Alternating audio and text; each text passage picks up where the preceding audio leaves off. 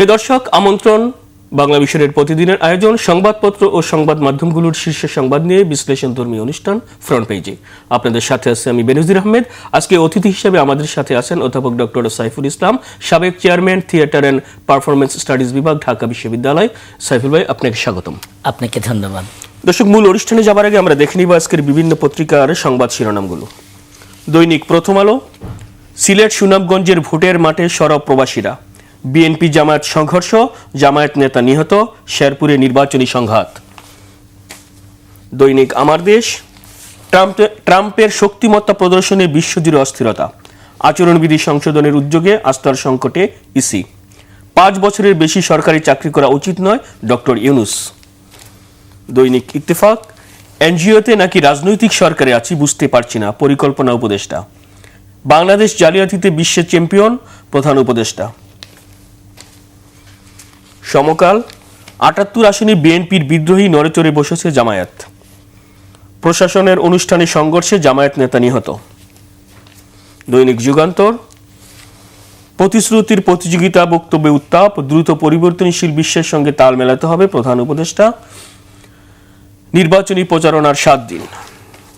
দৈনিক মানব জমিন, এক ডানপিটে ছেলের রাজস্বিক প্রত্যাবর্তন, তারেক রহমানকে নিয়ে টাইমের যে বিশাল প্রতিবেদন।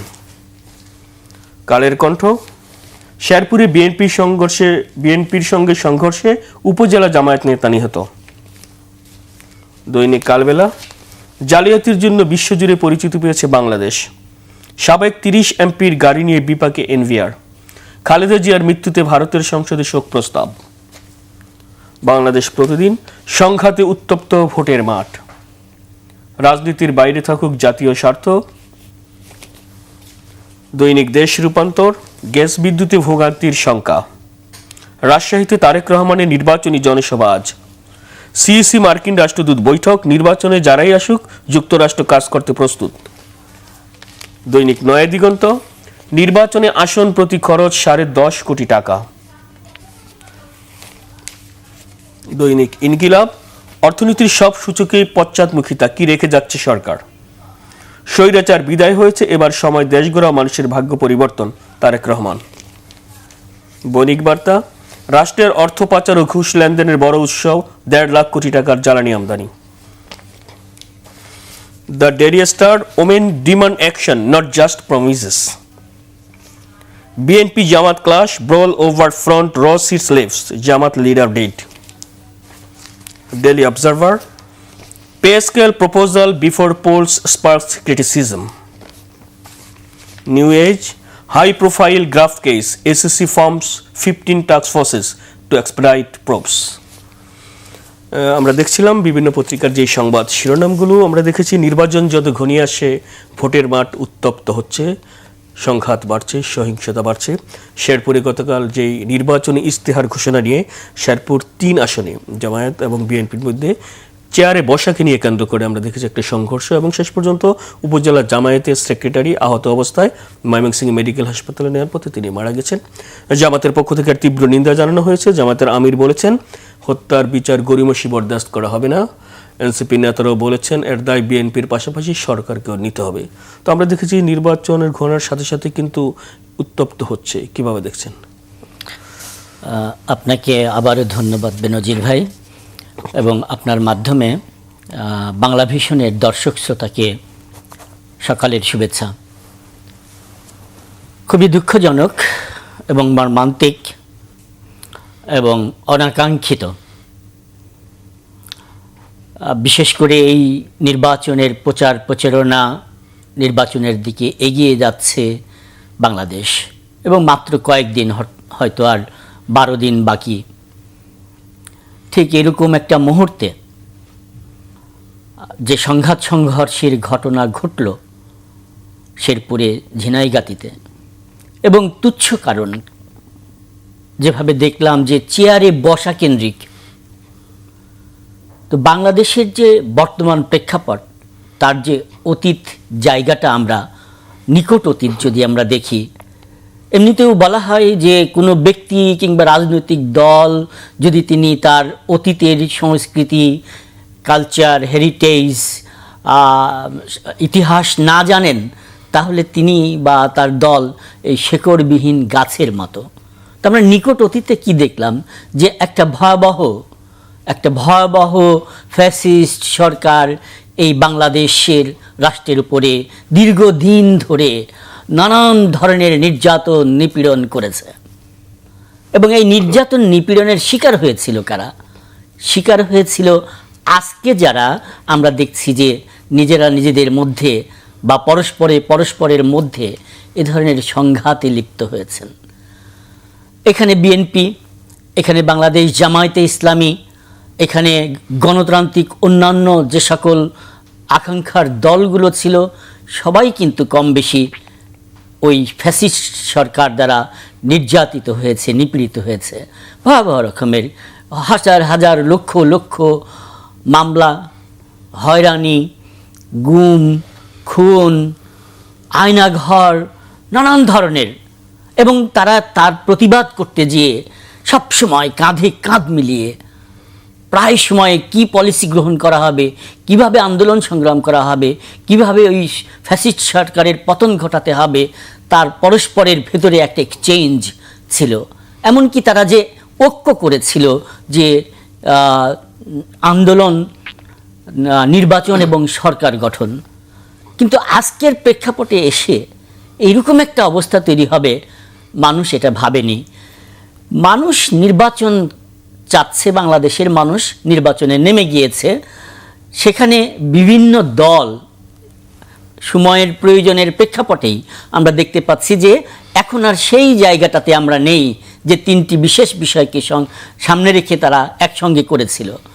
কিন্তু প্রতিযোগিতামূলক জায়গা তৈরি হয়েছে। প্রতিদ্বন্দ্বিতামূলক এইসব বিষয় নিয়ে প্রত্যেক দল তার নিজস্ব এজেন্ডা, তার ন্যারেটিভস, তিনি ক্ষমতায় গেলে কি করবেন, কি সহযোগিতা করবেন, কিভাবে গণতান্ত্রিক উত্তরণ ঘটবে, কিভাবে রাষ্ট্রের আর্থসামাজিক প্রেক্ষাপটের পরিবর্তন ঘটাবেন, এসব নিয়ে আলাদা আলাদাভাবে যাবেন। কিন্তু সেটা সেই প্রতিযোগিতা সংঘাতে রূপ নেবে। এইটা খুব দুঃখজনক, এটা কষ্টকর। এবং আপনি যেটা বলছিলেন যে নির্বাচন কমিশন বা তাদের ভূমিকা, এই যে নির্বাচন কমিশন আমরা আগে থেকেই বারবার বলে আসছে, এখানে তিনটি বিশেষ বিষয় এই একটা নির্বাচনকে কেন্দ্র করে থাকে। একটা হলো রাষ্ট্র, অর্থাৎ রাষ্ট্রের যে সকল যন্ত্রগুলো আছে, প্রাতিষ্ঠানিক প্রতিষ্ঠানগুলো আছে, তার মধ্যে আইন শৃঙ্খলা পড়ে, প্রশাসন পড়ে, ইত্যাদি ইত্যাদি। এরপরে হলো যে রাজনৈতিক দলগুলো যারা অংশগ্রহণ করছে বা যেভাবে আছে কিনা তারা, সেই রাজনৈতিক দল, তাদের নেতা কর্মী সমর্থক সহ। আরেকটা কারা, সেটা হলো বাংলাদেশের জনগণ তথা ভোটার। এই যে তিনটি জায়গায় নিশ্চয়তা তৈরি করবার জন্য যাকে কাজ করতে হয় বেশি, সেটা হলো সরকারকে, অর্থাৎ সরকারের প্রতিষ্ঠানকে। সরকারের প্রতিষ্ঠান হিসেবেই নির্বাচন কমিশন আজকে আলাদাভাবে দায়িত্ব পালন করেছে।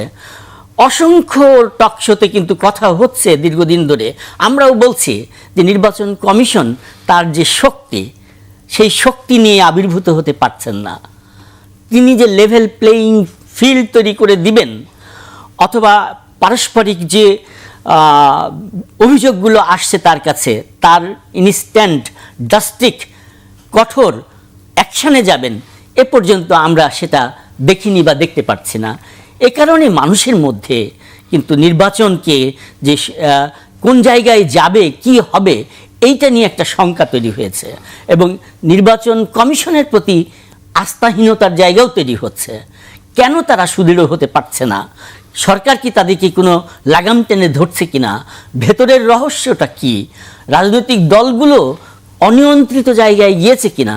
তাদের ভিতরে পারস্পরিক শ্রদ্ধাবোধ, সহমর্মিতা, সহযোগিতাবোধ, নির্বাচনকে অবাধ, সুষ্ঠু, নিরপেক্ষ করার জন্য যে জায়গাটা তৈরি করা দরকার, সেটার অভাব আছে কিনা সেইটা বুঝে দেখবার দরকার। এবং মানুষের কাছে প্রশ্ন তৈরি হচ্ছে সে কারণে এই বারবার যে নির্বাচনের যে গতিধারা, যে পর্যালোচনা, যেখান থেকে মানুষকে একটা গণতান্ত্রিক অধিকার প্রতিষ্ঠার সুযোগ করে দিবে, সেটা হবে কিনা সেটা নিয়ে সন্দেহ তৈরি হয়েছে। আমরা তো দেখেছি অতীতে নির্বাচন কমিশন বলা হতো যে এই সরকার ক্ষমতা থাকতো আপনার সেই পলিটিক্যাল এজেন্ডাই বাস্তবায়ন করতো, কিন্তু এই 5 আগস্ট জুলাই পরবর্তী এই কমিশন তো সাজানো হলো, এখন তো নির্বাচন কমিশন সর্বোচ্চ ক্ষমতার অধিকারী, যেহেতু নির্বাচন আয়োজন তাদের উপরে, সরকার তাদেরকে সহযোগিতা করবে। সরকারের পক্ষ থেকেও কিন্তু স্বরাষ্ট্র উপদেষ্টা বলেছেন নিরাপত্তার ঝুঁকি নেই, মাঠ প্রশাসনে আপনার 9 লাখ আইন শৃঙ্খলা বাহিনীর সদস্য মোতায়েন থাকবে। কিন্তু তারপরও আমরা দেখেছি নির্বাচন কমিশনের রুলটা কেন যেন স্থিমিত হয়ে আছে, এখনো কেন না? তাহলে কি পেছন থেকে কলকারি নাড়া হচ্ছে না? এই কমিশনও কি মানুষের প্রতি শেষ পর্যন্ত আস্থা হারিয়ে ফেলবে কিনা? না, সেদিকেই তো যাচ্ছে, সেদিকেই মূলত যাচ্ছে। স্বরাষ্ট্রমন্ত্রী মহোদয় প্রায়ই অনেক ধরনের কথা বলেন, যেটাকে বাংলাদেশের মানুষের কাজ দিয়ে, আমার কথা দিয়ে মানুষ বিচার করবে না, আমার কথা দিয়ে, আমার কথার সঙ্গে আমার কাজের সম্পর্ক কি সেটা দিয়ে মানুষ মূল্যায়ন করবে, যদি আমি একটা রেসপন্সিবল পজিশন হোল্ড করে থাকি। স্বরাষ্ট্র মন্ত্রণালয় থেকে যে বারবার বলা হচ্ছে, আমরা প্র্যাকটিক্যালি কি দেখতে পাচ্ছি? আমরা প্র্যাকটিক্যালি দেখতে পাচ্ছি যে আইন শৃঙ্খলা বাহিনীর সামনেই, মানে গতকালকের যে ঘটনাটা ঘটেছে সেটা উপজেলা প্রশাসন মানে তারা একটা ইস্তেহার পাঠ করবে, প্রশাসনের সামনেই ঘটেছে, তাহলে সেখানে তো অ্যাকশন নিতে পারেনি। কোনো একজন ব্যক্তিকে গ্রেপ্তার করলে তাকে কি ধরে রাখতে পারছে? অনেক সময় পারছে না। এমনকি আমরা দেখলাম যে র্যাবের উপরে গুলি চালানো হয়েছে, র্যাবের সদস্য মারা গিয়েছে চট্টগ্রামে, সলিমপুরে। তার মানে হলো যে ওইটা কার্যকর থাকছে না বা হচ্ছে না, সেখানে সংশয় তৈরি হচ্ছে।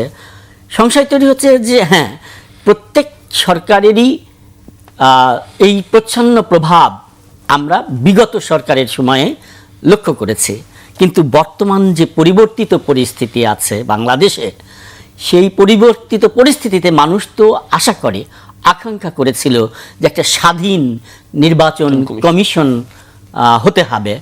এখন যখন স্বাধীন নির্বাচন কমিশনের কথা বলছেন, যখন কয়দিন পরে নির্বাচন ঘোষণা হয়ে গিয়েছে, ঠিক সেই সময় একজন নির্বাচন কমিশনের সচিবকে আপনি বিমানের ডিরেক্টর করে দিচ্ছেন, এতে মানুষের মনে প্রশ্ন তৈরি হবে যে আসলে হোয়াট ইজ গোয়িং অন, এটি কি ঘটতে যাচ্ছে, যে যেখানে মূল কাজটা বাদ দিয়ে তিনি আরেকটা জায়গায় অন্য কাউকে না ওনাকে রিপ্লেস করছেন, মানুষের ভেতরে তখনও সংশয় সন্দেহ তৈরি হবে, এটা অনিবার্য। কিন্তু এইসবের বাইরে বের হয়ে এসে বাংলাদেশকে একটা নির্বাচনের দিকে যেতেই হবে। বাংলাদেশের স্থিতিশীলতার প্রশ্নে, বাংলাদেশের গণতান্ত্রিক উত্তরণের প্রশ্নে, বাংলাদেশের আর্থসামাজিক, রাজনৈতিক, সাংস্কৃতিক সব কিছুকে স্বাভাবিক করবার জন্যে, মানুষের জীবন নিরাপত্তা বোধের জন্যে, মানুষের মানবাধিকার সুরক্ষিত থাকার প্রশ্নে, ইভেন বাংলাদেশ রাষ্ট্রের স্বাধীনতা সার্বভৌমত্বের প্রশ্নেও এই নির্বাচন খুব গুরুত্বপূর্ণ, এবং সেদিকে নির্বাচনকে নিয়ে যেতে হবে সব দলকে এবং রাষ্ট্র ব্যবস্থাকে। আমরা দেখছি এই নির্বাচন যখন আসে তখন বিশেষ করে কূটনীতিকদের ধৈর্য বেসে যায়। আপনি দেখেছেন গতকাল মার্কিন রাষ্ট্রদূত প্রধান নির্বাচন কমিশনারের সাথে বৈঠক করেছেন। বৈঠক শেষে তিনি সাংবাদিকদের বলেছেন, বাংলাদেশের নির্বাচনে যুক্তরাষ্ট্র কোনো দলের পক্ষ নেবে না, এদেশের জনগণই ভোটের ফলাফল নির্ধারণ করবে এবং যুক্তরাষ্ট্র কোনো পর্যবেক্ষকও পাঠাবে না। বাংলাদেশে তাদের যে অফিসগুলো রয়েছে তারাই তাদের নিজস্ব ব্যবস্থাপনায়। তো এই যে আমরা দেখছি যুক্তরাষ্ট্রের রাষ্ট্রদূত, আবার আমরা দেখেছি বিভিন্ন খবরে বের হয়েছে যে তারা একটি দলের পক্ষেও নিয়েছে, এমন সামাজিক যোগাযোগ মাধ্যমে সব বিভিন্নভাবে হয়েছে। তো নির্বাচন সামনে রেখে আমরা দেখছি যে ডিপ স্টেট অনেক সময় কাজ করে, কিভাবে মূল্যায়ন করবেন? এখানে মার্কিন যুক্তরাষ্ট্রের যিনি হাই কমিশনার ব্রেন ক্রিস্টেনসেন, তিনি যে গতকালকে নির্বাচন কমিশনে গেলেন এবং যে ব্রিফিংটা করলেন, এটার ভেতরে নতুনত্ব ওরকম কোনো কিছু দেখা যায় না। প্রচলিত মানে হলো যে একটি দেশের, একটা স্বাধীন সার্বভৌম রাষ্ট্রে একটা নির্বাচন হতে যাচ্ছে। আমেরিকান পলিসি সারা পৃথিবীতে কি আমরা দেখতে পাচ্ছি, যে সকল জায়গায় গণতন্ত্র নেই বা দুর্বল গণতন্ত্র আছে, সেই গণতন্ত্রগুলোকে প্রাতিষ্ঠানিক জায়গায় বা হেলদি করবার জন্য তারা কাজ করে থাকে। এবং এটা একদম কমন কথা, সিম্পল, যে সরকার আসবে সেই সরকারের সঙ্গে আমেরিকা বা যুক্তরাষ্ট্র কাজ করবে। কাজ করবে, কারণ এখানে তাদের স্বার্থ সংশ্লিষ্ট বিষয় আছে, এখানে তাদের ইনভেস্টমেন্ট আছে, বাণিজ্যিক সম্পর্ক আছে, অর্থনৈতিক সম্পর্ক আছে, কূটনৈতিক সম্পর্ক আছে দীর্ঘকালের। এবং ব্রেন ক্রিস্টেনসেন কিন্তু অনেক বছর বাংলাদেশের মানুষের সঙ্গে সম্পর্কিত, এদেশের মানুষ জানে। এটার বাইরে ডিপ্লোম্যাটিক যে জায়গাটা আপনি ফিল করছেন বা মানুষ ফিল করছে, যে আমি কি এই কথা খুব সাদা চোখে দেখব যে তিনি কি কোনো আসলে তিনি এটা কেন বলতে গেলেন, এটা বলার তো কোনো খুব জাস্টিফাইড কোনো যৌক্তিকতা আছে বলে মনে হচ্ছে না। কমন কথা, যে কোনো মানুষ যে কোনো দেশের বলবে, হিডেন কোনো এজেন্ডা আছে কিনা, তো সেইটা কি এটা বোঝার জন্য আমাদেরকে সময় নিতে হবে। কারণ আপনি উল্লেখ করেছেন যে ওয়াশিংটন পোস্ট একটা নিউজ করেছে, অত্যন্ত গুরুত্বপূর্ণ। ওয়াশিংটন পোস্টে সেখানেও তারা যে কথার ধাঁচটা বলতে চাচ্ছেন, সেই ধাঁচের মধ্যে দিয়ে তারা একটি বিশেষ রাজনৈতিক দলকে তাদের সঙ্গে কাজ করবেন এ কথা বলতে চেয়েছেন, কিংবা একটা টেলিফোন কনভারসেশন সেখানে ফাঁস হয়েছে। তো এসবের মধ্যে দিয়ে মানুষ ভিন্ন কিছু খোঁজে বা খোঁজার চেষ্টা করে, কিন্তু দিন শেষে আপনি খেয়াল করবেন যে বাংলাদেশ রাষ্ট্রের যখন মুক্তিযুদ্ধ চলেছিল, তখনও যুক্তরাষ্ট্রের এক ধরনের স্ট্যান্ড ছিল, তার অবস্থান নিয়েছিল। কিন্তু বাংলাদেশে মুক্তিযুদ্ধ ঘটেছে, বাংলাদেশ স্বাধীন হয়েছে। দিন শেষে বাংলাদেশের মানুষই বাংলাদেশের এই ভোট বিষয়ে, সরকার গঠন বিষয়ে সিদ্ধান্ত নেবেন, সে কথাটাও তিনি এই কথার মধ্যে দিয়েই বলেছেন। যারা ভোট দিয়ে গণতান্ত্রিক পদ্ধতিতে সুষ্ঠু নির্বাচনের মধ্যে দিয়ে যাদেরকে নিয়ে আসবেন, মার্কিন যুক্তরাষ্ট্র তাদের সঙ্গে কাজ করবেন, খোলা, ওপেন। এটাই ডিপ্লোম্যাটিক ল্যাঙ্গুয়েজ, এটার মধ্যে আলাদা কোনো কিছু আমি খুঁজে পাই না। আরেকটা বিষয় হচ্ছে, ভারতীয় কূটনীতিকদের স্বজনদের আপনি জানেন সম্প্রতি বাংলাদেশ থেকে নিয়ে গিয়েছে বা নিয়ে যাচ্ছে বলে নিরাপত্তার দোহাই নিয়ে গতকাল পররাষ্ট্র উপদেষ্টা সাংবাদিকদের বলেছেন যে আসলে এটা উদ্বেগের কিছু দেখছি না আমরা, কি কারণে তারা তাদের স্বজনদের নিয়ে যাচ্ছে।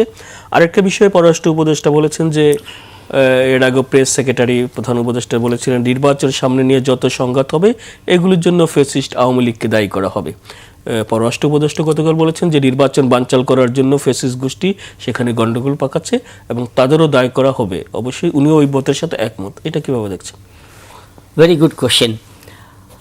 আমাদের বর্তমান রাষ্ট্র ব্যবস্থায় আমি বলেছি যে একটা খুব গণঅভ্যুত্থান, রক্তক্ষয়ী গণঅভ্যুত্থান পরবর্তীতে আমাদের একটা সরকার তৈরি করতে হয়েছিল, যেটার অনেক সংবিধানের নানান ব্যাপার ছিল, গণমানুষের চাওয়া আকাঙ্ক্ষা স্বপ্ন ছিল, তাৎক্ষণিক প্রয়োজন ছিল।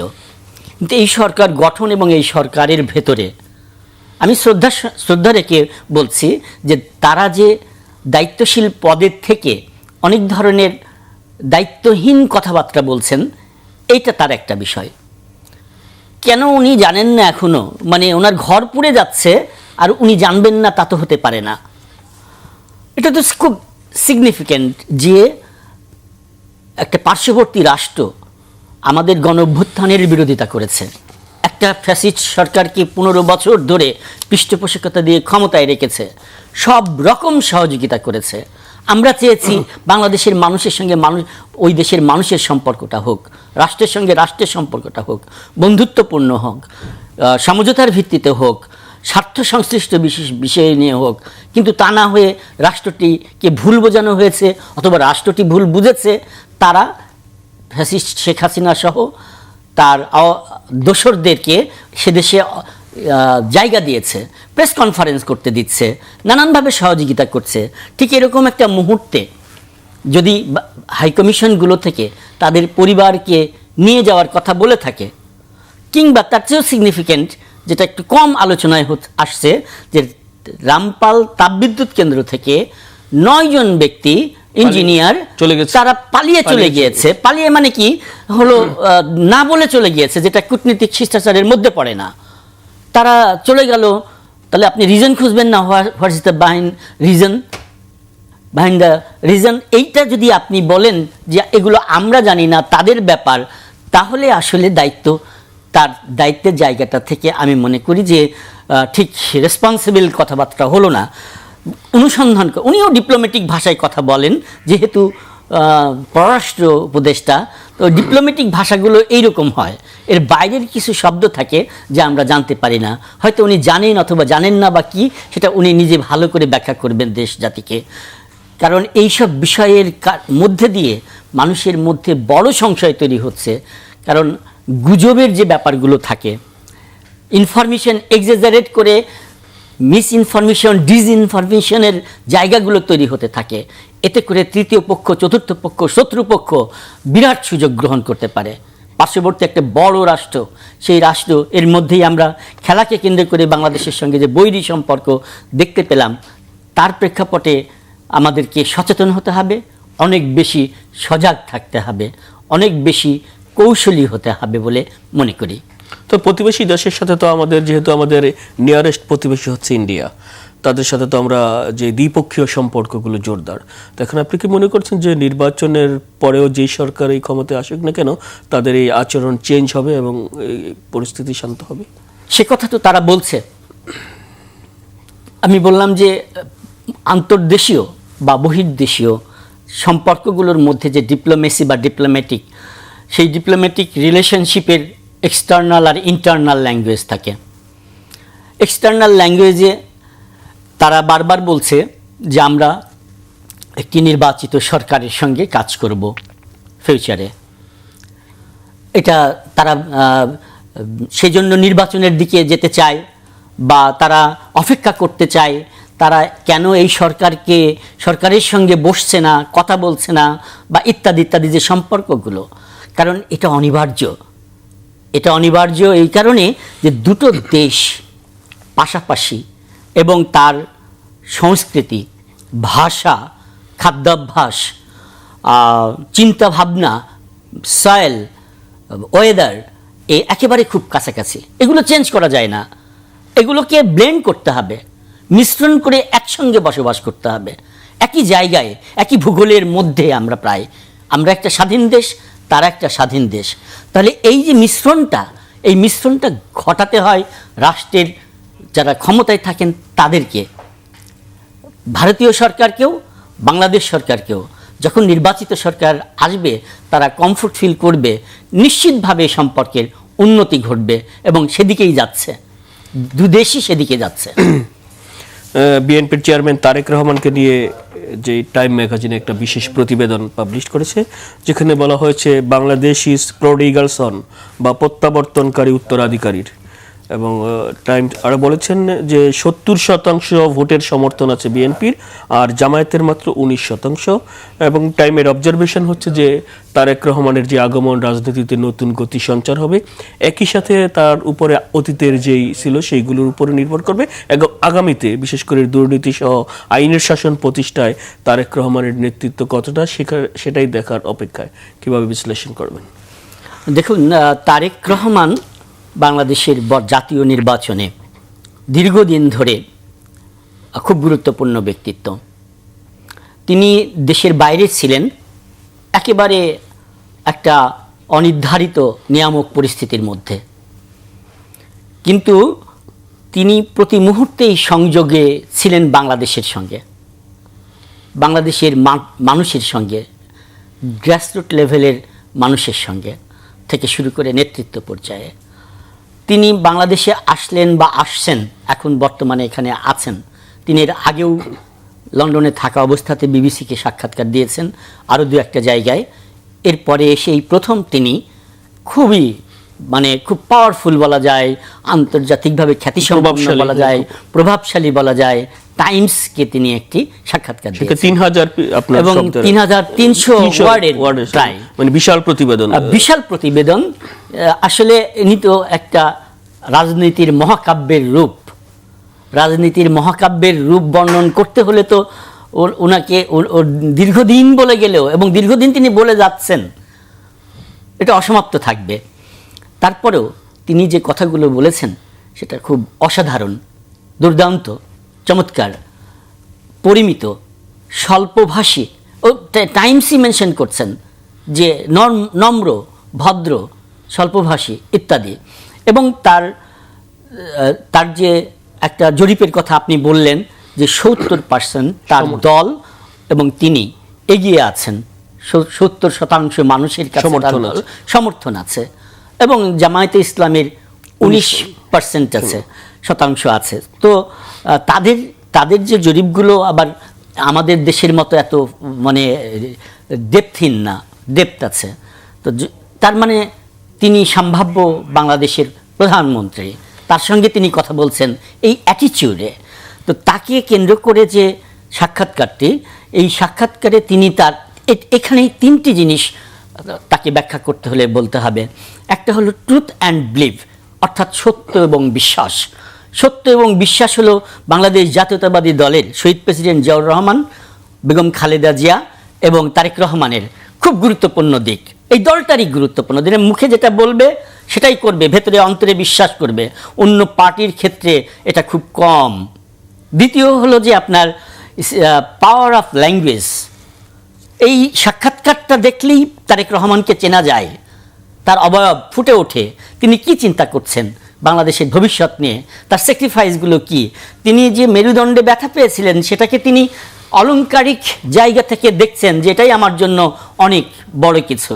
এবং যে তার মায়ের মৃত্যুর কথা বলছেন, এবং মৃত্যুতে তিনি খুবই ভারাক্রান্ত, কিন্তু তিনি তার মার কাছ থেকেই শিক্ষা নিয়েছেন যে দায়িত্ব খুব গুরুত্বপূর্ণ জিনিস, দায়িত্ব পালন করতে হবে, দায়িত্বের স্বার্থে সব। এবং উনি শেষের দিকে বলেছেন great power comes great responsibility. এটি অসাধারণ কথা। এবং তিনি মানুষের রাজনৈতিক অধিকারের কথা বলছেন, যে একটি রাজনৈতিক অধিকার, মানবাধিকারের কথা বলছেন। তিনি চিন্তা করছেন যে 12,000 মাইল তিনি খাল খনন করবেন, যার মধ্যে দিয়ে পানির যে আমরা সংকটের মধ্যে পড়তে যাচ্ছি সেটা থেকে উত্তরণ ঘটানো। আজকের দিনে ঢাকা শহর হয়তো ওয়েদারের কারণে বিশ্বের দূষিত শহরের 2, 3, 4-এর মধ্যে আছে, কিন্তু তিনি বলছেন যে ঢাকা শহরে 50টার বেশি সবুজ সিটি, সবুজ অঞ্চল তিনি তৈরি করবেন। এই যে চিন্তাগুলো তিনি 31 দফা দিয়েছেন, সেখানে বিদেশে যারা শ্রমিক আছে তাদেরকে দক্ষ করবেন, এসব বিষয়েও টাইমসের সাক্ষাৎকারে এসছে। এবং টাইমস অদ্ভুতভাবে যে তার যে এই ফিরে আসা। এবং একটা জিনিস মনে রাখবেন যে অনেকেই মনে করে যে শহীদ প্রেসিডেন্ট জিয়াউর রহমানের ছেলে, খালেদা জিয়ার ছেলে, সেই কারণে তারেক রহমান এত বেশি, সেরকম না। তার যে রাজস্বিক প্রত্যাবর্তন সেইটা একটা গুরুত্বপূর্ণ দিক, কিন্তু অনেক জায়গায় দেখেছি যে বলছে যে রাজপুত্রের প্রত্যাবর্তন। তিনি 38 বছর আগে তিনি বগুড়াতে প্রথম তার দলের সদস্য হন। তিনি দলের প্রতিটা স্তর জার্নি করেছেন, শুধু জার্নি না, তিনি আঘাতপ্রাপ্ত হয়েছেন, তিনি কারাগারে 18 মাস বন্দি থেকেছেন, এই নির্বাসন জীবনযাপন করেছেন, অসুস্থ মায়ের পাশে থাকতে পারেনি, সমস্ত কিছু। এবং তিনি বলেছেন যে এগুলো সবই, এবং তিনি যে ফিরে এসেছেন তার ক্রেডিটও এই জনগণকে দিয়েছে, এই দলকে দিয়েছে। অতএব তার রাজস্বিক প্রত্যাবর্তন ঠিক আছে, এবং তার এই দেশ গঠনে এখন এই মুহূর্তে তারেক রহমানের মতো নেতৃত্ব, তারেক রহমানের যে ব্যক্তিত্বের জায়গাটা। আরেকটা হলো 3 নম্বর যেটা বলছি, যে পাওয়ার অফ ল্যাঙ্গুয়েজে তিনি এটা বলেছেন। 3 নম্বরটা হলো style of communication. Style of communication অদ্ভুত। আপনি দেখেন এসে পর্যন্ত বাংলাদেশের নেমে থেকে শুরু করে তিনি যে মাটি হাতে নিলেন, বাংলাদেশের মাটি হাতে নিলেন, তারপরে এসে বক্তব্য দিলেন, সেই বক্তব্যে কোনো অযাচিত কারোর বিরুদ্ধে কোনো বক্তব্য তিনি দেননি। ঐক্যবদ্ধ থাকার কথা বলছেন, সকলে মিলে দেশটাকে গঠন করবার কথা বলছেন।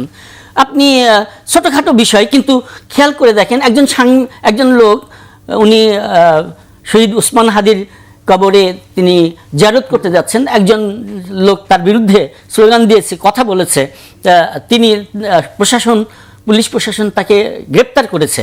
উনি বলছেন কেন? হি হ্যাজ রাইট, তাকে জামিন দেওয়া হোক।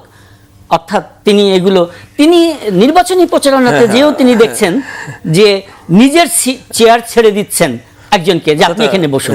তারেক রহমানের নেতৃত্বে বাংলাদেশের রাজনীতিতে যে গুণগত, এটা খুব গুরুত্বপূর্ণ। আমরা আশা করব যে তারেক রহমানের নেতৃত্বে বাংলাদেশের রাজনীতিতে গুণগত পরিবর্তন আসবে। সাইফুল ভাই, আমরা একেবারেই শেষ প্রান্তে, আপনাকে ধন্যবাদ। প্রিয় দর্শক, ফ্রন্ট পেজের আজ এই পর্যন্তই। আগামীকাল দেখা হবে ঠিক একই সময়ে। ভালো থাকুন, সুস্থ থাকুন, শুভ সকাল।